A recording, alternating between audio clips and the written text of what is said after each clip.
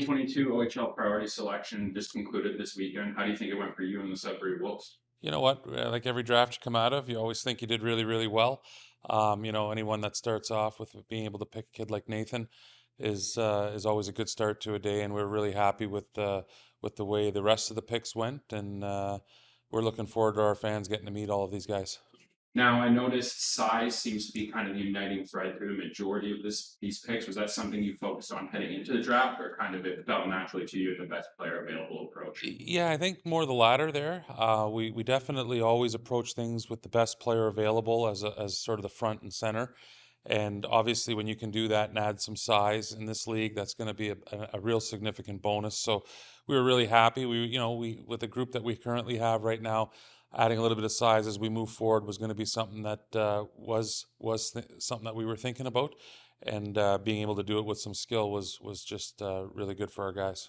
Now, in the trajectory of this core group that you mentioned right now, playoffs are definitely the goal, trending up from last season. Are there any of these guys giving the opportunity? You see them having the opportunity to step in and make an impact on the playoff push this season? Yeah, absolutely. I mean, I think all these guys played significant parts on their teams. They're all going to get a chance to come into camp, but right off the bat, obviously, our first two picks are guys that were big contributors on their teams. They're two of the best forwards we felt that were available in the draft, definitely in the spots that we picked them. You always get those surprises, and being able to add Kieran in the second round was huge, not just for his ability to skate, but the presence that he brings. And with Nathan, I think everybody has heard a lot over the last few days on his compete level and how he brings hit the same approach every day to the rink. So those are a couple guys that I think should be able to step in and help our hockey team right away. Now, the scouting staff, such an integral part of this organization, but maybe a little bit unheralded because a lot of their work goes on behind the scenes. Maybe you could tell me a little bit about the fact they had this weekend and the hard work that they put. Well, you were able to be part of the weekend, so you got to see sort of the different personalities and how passionate they are about the players that they go out and watch in each of their regions. Mike Taylor, I can't say enough about him, has done a great job for us in the last number of years as our head scout and putting this team together and bringing them. And I like our guys. They fight for the players that they believe in a real positive way. And you're right, they are unheralded, and the fans see these players on the ice and the talent. But I'm really, really proud of our scouting staff and really appreciate the hard work that they do running around Ontario and the upper part of the U.S. in these cold arenas all winter. Once again, I think it was an excellent draft. We were able to address kind of what we set out to do in terms of adding more prospects to our prospect pool. We were able to address, drafting mobile puck moving defensemen that can play in all situations. Um,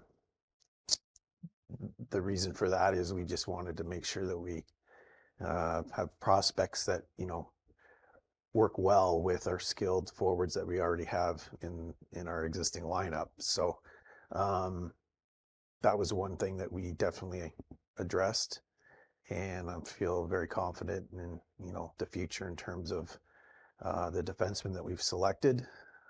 As an overall group, there was a few players that were excellent value.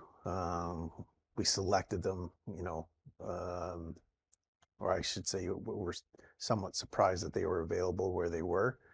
Um, and and we also, the other thing is we selected kids from excellent winning programs, kids that are used to winning, so they're going to bring that winning mindset to our team.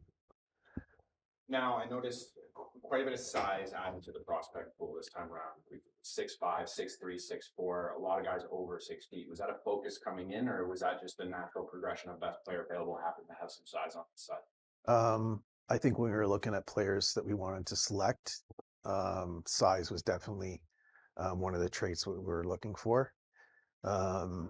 Simply because there's teams in our conference that tend to play a big, heavy game, and we want to have players that supplement our skilled guys up front to be able to play any style that is required.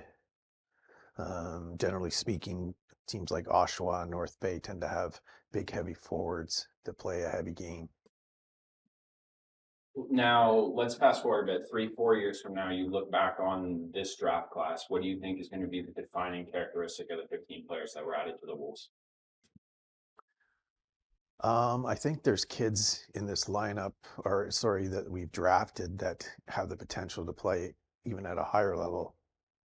Their frames, they may be 6 feet tall, 150 to 165 pounds.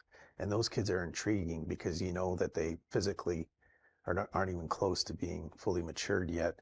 So in that respect, that's intriguing. Just talking with NHL scouts, those are the kind of kids that they look at when they're watching the junior level to see their physical progression as well as their skills. And then we do have a few kids that I feel will be impact players sooner than later that we've drafted. And I think we're going to surprise some teams next year.